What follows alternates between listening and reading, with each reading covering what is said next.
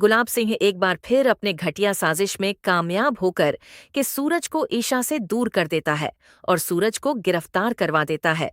आदित्य को बुलाकर कि ईशा जो है वह खुद सूरज को गिरफ्तार करवाती है, जिसके बाद सूरज जो है वह अंदर से पूरी तरीके से टूट जाता है।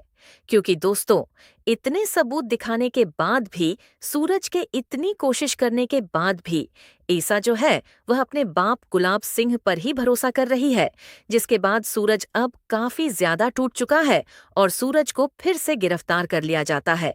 और पुलिस इंस्पेक्टर जो है सूरज को लॉकअप में काफी ज्यादा टॉर्चर करेगा, क्योंकि सूरज लॉकअप से भाग चुका था। लेकिन दोस्तों, सच इतना जल्दी हारता नहीं है। अभी तो गुलाब सिंह अपने मकसद में कामयाब हो गया सूरज को गिरफ्तार करवाने में, पर कावेरी होश में आएगी और गुलाब सिंह की सच्चाई जब ईशा को बताएगी तो ईशा को अपनी गलती का काफी ज्यादा एहसास होता है। वह दौड़ करके थाने जाएगी और सूरज से माफी मांगेगी। लेकिन ये सब होने से पहले आपको क्या दिखाया जाएगा और कैसे कावेरी गुलाब सिंह की सच्चाई ऐसा बताई? चलिए जानते हैं क्या है। आगे की पूरी कहानी सीरियल पति ब्रह्मचारी की कहानी अब ऐसे मोड़ पर पहुंच चुकी है जहां हर रिश्ता कसौटी पर खड़ा है। गुलाब सिंह एक बार फिर अपनी चाल में कामयाब होता नजर आ रहा है। सूरज का दोस्त आदित्य अपनी नौकरी को खतरे में डालकर उसे कुछ समय देता है ताकि वह अपनी बेगुनाही के सबूत जुटा सके। सूरज पूरी कोशिश करता है और कुछ अहम सुराग भी हासिल कर लेता है, लेकिन गुलाब सिंह की चालाकी उसके हर कदम पर भारी पड़ती है। सूरज के कहने पर ईशा के मन में भी अपने पिता को लेकर शक की चिंगारी जलती है, मगर गुलाब सिंह ऐसा खेल खेलता है कि ईशा की नजरों में फिर से सूरज ही दोषी साबित हो जाता है। हालात इतने बिगड़ जाते हैं कि जब ईशा आदित्य को फोन करती है तो मजबूरी में आदित्य को सूरज को दोबारा गिरफ्तार करना पड़ता है। पुलिस इंस्पेक्टर सूरज को फरार कैदी मानकर उसके साथ सख्ती करता है।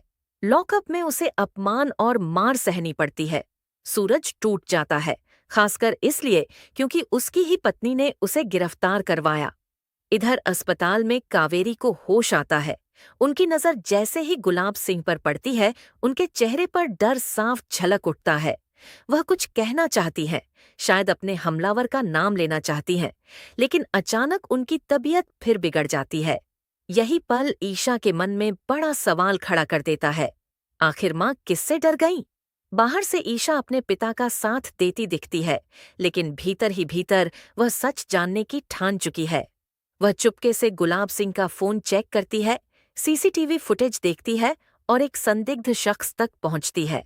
धीरे धीरे उसे एहसास होता है कि सूरज शायद सच में बेगुनाह है। अब यह लड़ाई पति पत्नी की नहीं, बल्कि बेटी और पिता की बनने वाली है। दूसरी ओर सूरज लॉकअप से फरार हो जाता है। पुलिस उसके खिलाफ देखते ही गोली मारने का आदेश जारी कर देती है। पूरा शहर उसे अपराधी समझ रहा है, लेकिन सूरज भाग नहीं रहा। वह असली गुनहगार को पकड़कर सच सामने लाना चाहता है।